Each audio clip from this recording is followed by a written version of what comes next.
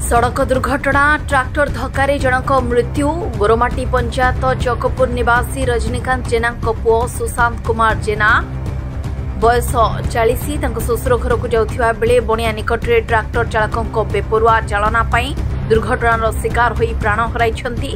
रास्ता कड़े ठिया होइथिबा बेले समान दिगरु आसुथिबा ट्रैक्टर धक्का देबा फल घटनास्थल ही मृत्यु होइथिबा पुलिस सूचना दैछि। तेबे केस नंबर 102/25 मुताबक तदंत करुछि पुलिस।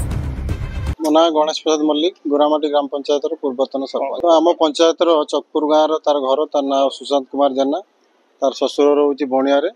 आज तार विवाह वार्षिक थिला जो से ससुर घर जाऊला।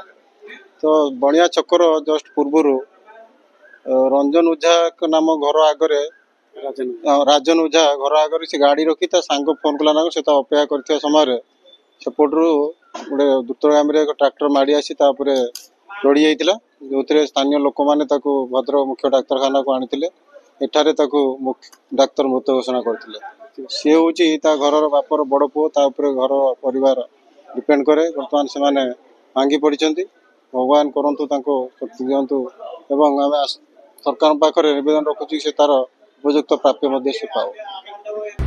भद्रक प्रभात विजय रिपोर्ट RCN ओडिया।